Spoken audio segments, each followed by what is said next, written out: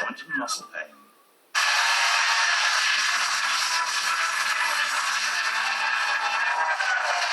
Well, the man has spent his life taming tearaway dogs with great success, but he could hardly have imagined the controversy he'd caught or the response he'd received when he brought his skills to a TV audience. His Dog Whisperer show ran for 9 series in 80 countries around the world. He's so big, he now hosts live shows too, and his Trust Your Instincts tour comes to the UK in April next year. He is in action in his new programme, Leader of the Pack. This difficult dog is in desperate need of a home. Rosie, come on. Cesar Millan is the best man for the challenge. Like I always say, I rehabilitate dogs and I train people.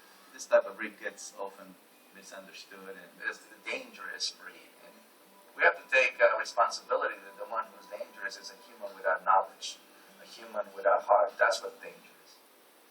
Ladies and gentlemen, Cesar Millan.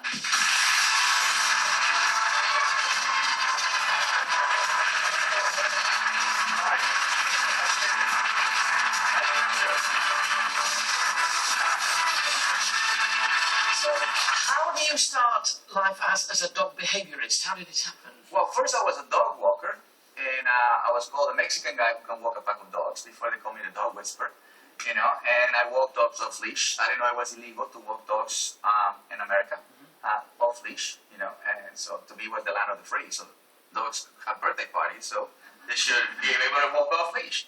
And I grew up that way. I grew up in a farm, you know, knowing that walking a dog should be off leash. So by being a dog walker, I developed a respect or a trust with American people. And then they said, well, can you work with my dog? So then I opened a dog psychology center.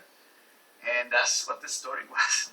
Now, there's a difference. You've got owners and you've got dogs. You've got to train dogs. But you've also got to train owners, presumably. How much of it is their responsibility?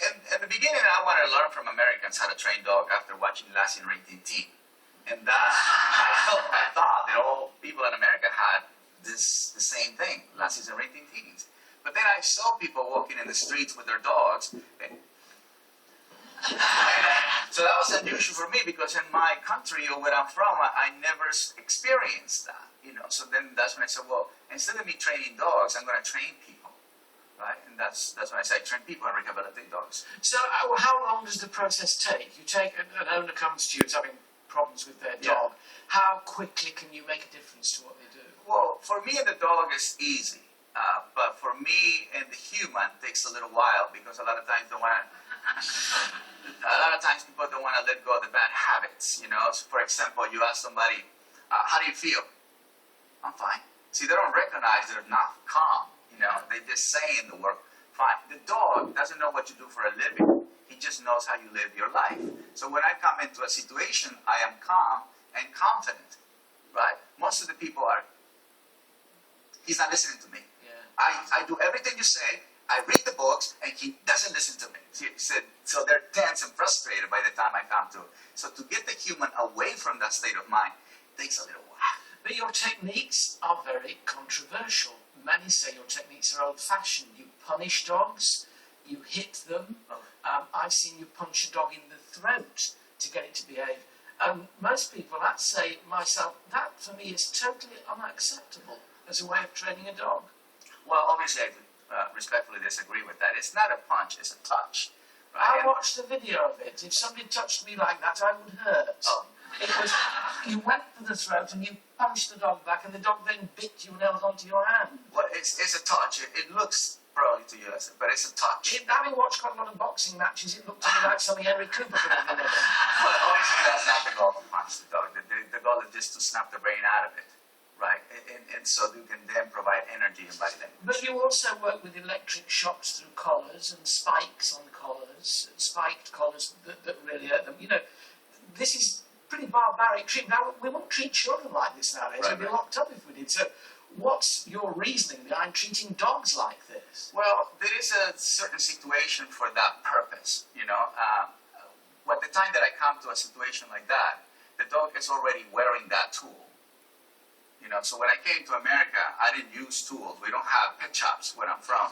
So when you come into a situation where people are already using the tool and they're not knowing how to use it, That's all I'm doing. I'm just showing them how to use it properly. Well, there's a thing you just explained to me earlier on that people can't do what you do because they've got the wrong attitude. Right. And yet they watch you do it, they'll go and try it, and by your own admission, they won't be able to do it as well as you Right. do. So there's a great danger that they will maltreat their dogs hugely because they're not doing it, you would say, properly. Well, that's what I say, consult a professional. That's the key. You know, so But you you're become showing on educated. television they're going to try it, aren't they? Well, unfortunately, right, just like in a cigarette, they said don't, smoke skills, and people still doing it. You can only help people, to understand that the sounds a bit concept. like an excuse. Can I just read you? We've had to say we've never had so many complaints about a guest. Right. So I've got points I need to make to you. We could have said, right, we won't have him on. Yeah, You're yeah. on because I want to put these points to you. Pain and distress to dogs, as people talk about. Copycat training, the risk to owners. Perhaps one statement I can read out is the RSPCA, the Royal Centre for Prevention of Cruelty to Animals, who say aversive training techniques, which have been seen to be used by Cesar Millan, can cause pain and fear for dogs and may worsen their behavioural problems. The RSPCA believes that using such techniques is unacceptable, nor are they necessary to change dog behaviour for the better when other dog trainers use reward-based methods to train dogs very effectively.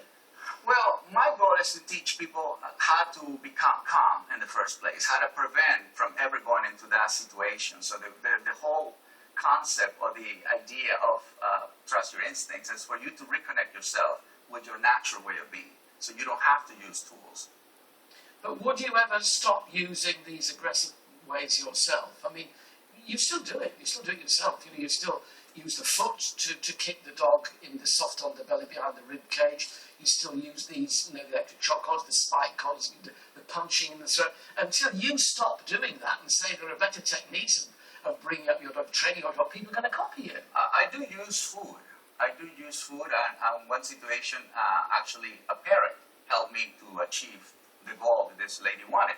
This lady wanted to kiss the dog, and the dog, every time she comes near the dog bites her face. So when I came to her house, I saw how the parrot was in control. So I said, put the little parrot on your shoulder, now go kiss the dog.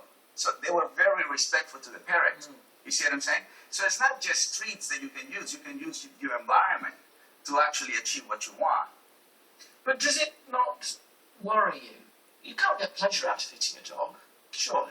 I don't do it out of pleasure. I do it to snap the brain out of it. But there are other means, people say there are other means, experts say there are other means of doing that. Then we've got you said dogs are pack animals, for instance. There's a professor here of Amsterdam zoology who says dogs do not set up wolf-type packs. They don't organise themselves in the way wolves do. Dogs are not striving, in other words, for household domination.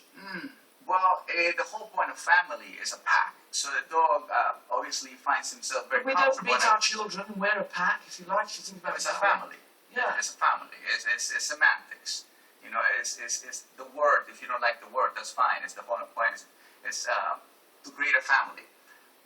I've seen many times how a cat controls a Rottweiler. At the moment the dog comes, the cat goes, and from that point on, the cat is in control. So that dog actually listens to the cat, and now he's human. Your methods, I've no doubt, will continue to be controversial, but thank you for coming. Thanks for letting me be here. Cesar Millan.